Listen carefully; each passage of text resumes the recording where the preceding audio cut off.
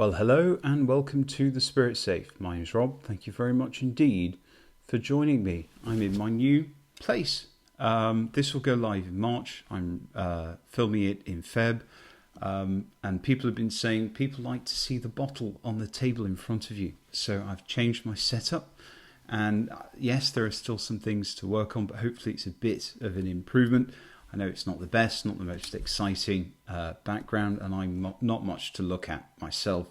But anyway, for the first review in the new house, I thought I'd do something a little bit unusual, and it's our first New Zealand whiskey. This is a very strange whiskey for lots of reasons, not least the taste. But this is a 17-year-old bottling from the Willowbank distillery in New Zealand, bottled by that Boutiquey Whisky Company. 53.8% volume, a 50 cl bottle, and this is bottle 298 of 307, batch 1, age 17 years. And on the bottle there's lots of indications that this has had a wine cask maturation or finishing. So Willowbank Distillery is a closed distillery. It was closed in, I can't remember, and the stills were sold to a rum distillery in Fiji. So the distillery has now gone, and I did a little bit of research into this bottle, and with the bottling date and the year that the distillery closed, this actually can't be a 17-year-old whiskey unless it was kept in a non-aging vessel for at least 3 years after it was, if it disgorged from the aging cask, left for 3 or so years, and then recast or bottled at that point. Also, there is a bottling error, or a labelling error on this bottle. It calls itself a single malt, but actually they found out after they'd done the first run of bottles that this is actually a pot still whiskey or a blend, because some of the cereals used were unmalted barley. So like an Irish pot still whiskey. So they had to change the labels because they were breaking the law, and I managed to buy one with the old illegal label. I bought this at auction, probably paid about 75 GBP for this 50 cl bottle. So this is a very strange thing. It doesn't say how long it was finished in the wine cask, but by my reckoning, it could actually be fully matured for 17 years in first fill X wine, X red wine French oak casks. Not something that you would choose to do. Very, very dark colour. It's a reddish brown or a brownish red colour. The wine note is extremely strong on the nose when you first pour it. So, bit of an unusual one, but let's give it a go. As with all reviews, I try these multiple times with and without water. I write my notes because I always find that things change as I go on. Very, very heavy wine influence. Lots of French oak. Very, very oaky. The heavy wine note, it's almost like a tonic wine that old people drink, a red tonic wine. So it's got a fairly mineral, tonic-y note to it. Lots and lots of bitter, tannic notes on the nose. It is spirity. There's some vanilla, quite nice, fresh vanilla. Rhubarb and custard hard candies that were popular in the UK. And sour cherry, cherry menthol, some blackberries, something, a very, very tart fruit on the nose.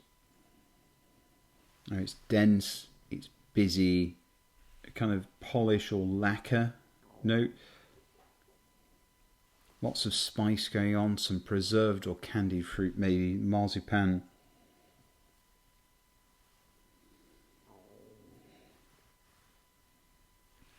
something savoury, ginger, almond, candied walnuts, and a bit of rose water.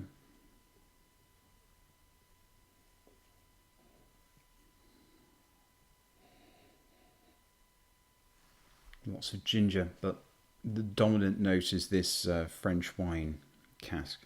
Let's see what it's like on the palate, shall we?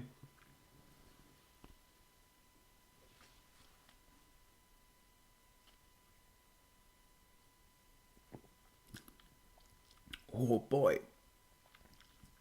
there is an intense tartness and dryness. It's extremely hard to palate. It does stop you in your tracks, by the way. Huge tannins, huge oak notes, huge oak influence. It's bitter, vinegary, apple cider vinegar, a little bit of caramel there, but 90% of it is tart and tannins, some SMT maybe. But it goes through a weird metamorphosis in the mouth. Let me just have another sip.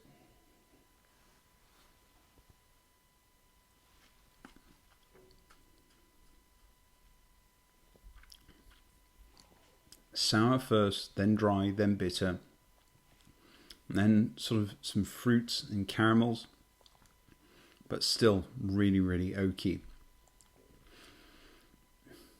And then quite nice on the finish. Boy, does it stop you in your tracks. Let's add a little bit of water, because you're talking 55% ABV, that huge wine influence, and I'm not much of a red wine drinker, by the way. One and a bit, I think.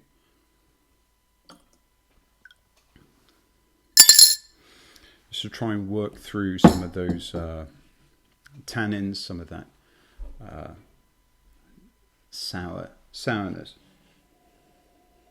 A lot more vanilla, more of the candied fruit. Sour, like lemon candies, I guess. A little bit more perfume, sour cherry, sour raspberry, rhubarb.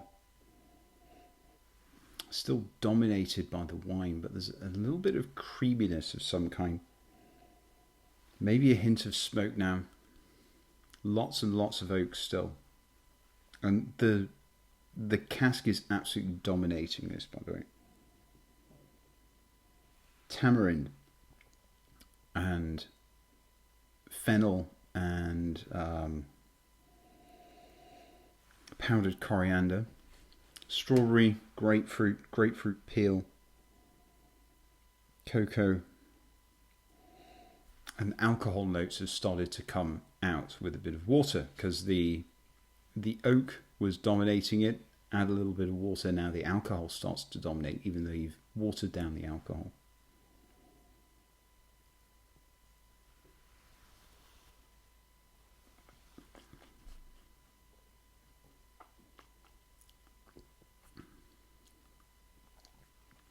With some water, much more palatable.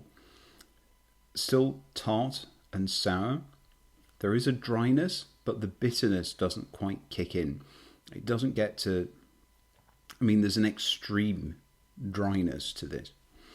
A biting dryness to it. But you know when you drink cranberry juice, and cranberries are tart and they are dry. So I'd say this is very close to cranberries. Rhubarb, there is some bitterness there, nice sour cherry. And really it's like a Belgian beer called Gers, which is a very sour beer.